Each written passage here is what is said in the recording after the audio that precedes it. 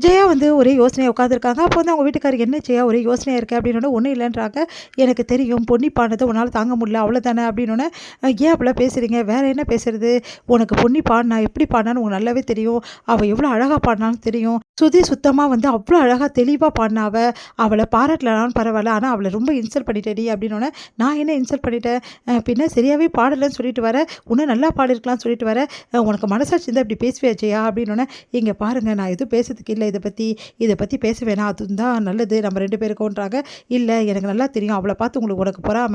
அவ உன்னோட நல்லா பாடிட்டான்னு உனக்கு வந்து வருத்தம். அதனால தான் இப்படிலாம் பண்ற. ஏன் ஜெயா இப்படி இருக்க?" அப்படி சொல்லி கேட்டோன்னே, "என்னங்க நீங்க என்ன பத்தி இப்படி பேச ஆரம்பிச்சிட்டீங்க? எனக்கு அவ பாடும்போது எப்படி இருந்தது தெரியுமா? எப்படி இருந்தது? அப்படியே அவங்க அம்மா பாடுன மாதிரியே இருந்ததுங்க. நீங்களே சொல்லுங்க. அவங்க அம்மா மேல எனக்கு எவ்வளோ வந்து வருத்தம் இருக்கு உங்களுக்கே தெரியும்ல. இவ்வளோ நாள் வரைக்கும் அந்த கோவத்துல தானே நான் இருக்கேன்." அப்படின்னும்போது அதே பாடல அதுவும் வந்து அவங்க அம்மா பாடுற மாரி பாடுனோனே எனக்கு ரொம்ப வருத்தமா போச்சு. அதனால தான் நான் வந்து அப்படி பண்ணேன். புரியுதா? தேவையில்லாமலாம் பேசாதீங்க." அப்படின்னோனே, என்ன செய்யா இப்படி சொன்னா எப்படி? அவங்க அம்மாவும் அவளும் ஒண்ணாயிடுவாங்களா? அவங்க அம்மா தான் இல்லல்ல இப்போ. அவ தானே இருக்கா. நீ அவகிட்ட கொஞ்சம் பாசமா நடந்துக்கினா என்ன? அட்லீஸ்ட் வந்து அவள வந்து நோகடிக்காம இருக்கலாம்ல." அப்படின்னோனே, "இங்க பாருங்க எனக்கு வெளிப்படையா பேசி தான் பழக்கம் புரியுதா? நான் வந்து உள்ள ஒண்ணு வச்சுன்னு வெளிய ஒண்ணு பேசின்னு பழக்கம் கிடையாது. தேவையில்லாமலாம் என்கிட்ட வந்து கிளறாம கம்முனு போயிடுங்க. நான் அதான் தெளிவா சொல்லிட்டேனே. இதுதான் வந்து என்னோட வந்து முடிவுன்னு சொல்லிட்டு உங்க வேலைய பாருங்க." அப்படி சொல்லி திட்டி விட்டுறாங்க.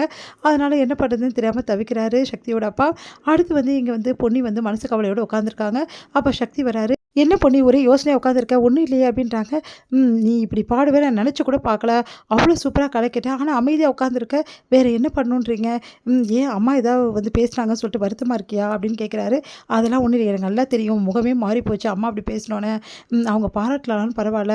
ஆனா உன்ன ரொம்ப வந்து இன்சல்ட் பண்ணிட்டாங்க, கஷ்டப்படுத்திட்டாங்கல்ல." அப்படின்னோனே, "அதெல்லாம் ஒண்ணும் இல்ல. அத்தை இவ்ளோ பெரிய பாடகி. அவங்களுக்கு தெரியாதா நல்லது கெட்டது? அவங்க சொன்னா எல்லாம் கரெக்ட்டா தான் இருக்கும். நான் அதுக்காக வருத்தப்படல. எனக்கு நல்லா தெரியும் நீ வருத்தப்பட்டது. அம்மா அப்படி பேசுனது உன் முகமே மாறி போச்சு. நல்லா தெரியும். ஏன் பொன்னி இப்படி வந்து ஒத்துக்க மாட்டேங்கிற?" அப்படின்னோனே, "விடுங்க சக்தி அத பத்திலாம் எதுக்கு பேசணும்? இங்க பாரு பொன்னி, அ ஒரு விஷயம் மட்டும் நல்லா புரிஞ்சுக்கோ. புரியுதா? என்னதான் அம்மா பேசியிருந்தாலும் சரி, அவங்களுக்கு அவங்க பெரிய பாடகியா இருந்தாலும் சரி, இன்னைக்கு நீ பாடுன பாட்டு அவ்ளோ மனசு ரம்மியமா இருந்தது. அந்த கடவுளோட துணையும் உனக்கு இருக்கு பொன்னி. அது மட்டும் கிடையாது. எங்க அம்மாவோட என்ன பொறுத்தவரைக்கும் நீ தான் அந்த பாட்ட சூப்பரா பாடுற. என்ன பொறுத்தவரைக்கும் அதுதான்." "அப்படிலாம் சொல்லாதீங்க சக்தி.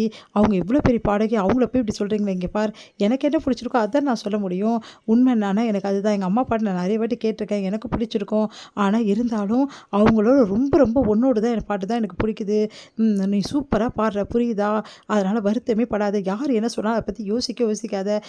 நீ நல்லா தான் பாடுற புரியுதா இல்லையா?" அப்படி சொல்லிட்டு கேட்டோன்னே, "சரிங்க சக்தி" அப்படின்றாங்க. "சரி ஓகே. இதுக்கப்புறம் வந்து நிறைய விஷயங்கள் நீ பாடலாம். இந்த இதுலேயே நீ ஃபோக்கஸ் பண்ணலாமே. கர்நாடக சங்கீதம் ஏதாவது கற்றுக்கினியா?" "அதெல்லாம் ஒன்றும் இல்லை சக்தி. நார்மலா தான் பாடுறேன். எதுவும் சங்கீதம் கற்றுக்காம இந்த அளவு பாடுறியே. அப்போ கற்றுக்கினா எப்படி பாடுவ? இங்கே பாரு, நீ முறையா வந்து கர்நாடக சங்கீதம் கற்றுக்கியே. கற்றுக்கினா உன் லைஃப் ரொம்ப நல்லாயிருக்கும்." "அதெல்லாம் ஒத்து வராது சக்தி." "அது எப்படி ஒத்து வராது? கண்டிப்பாக நீ கற்றுக்கிற. இன்னொரு விஷயம், எங்கள் அம்மா உன்னை பாராட்டலன்னு கவலைப்பட்டல. ஒரு வேளை நீ கர்நாடக சங்கீதம் கற்றுக்கின முழுமையாக பாட ஆரம்பிச்சிட்டேன்னா எங்கள் அம்மா உன்னை தலைமையில தூக்கி வச்சுன்னு ஆடுவாங்க." "நிஜமாவா சொல்கிறீங்க சக்தி?" "ஆமாம் நிஜமா தான்." அப்படின்றாரு.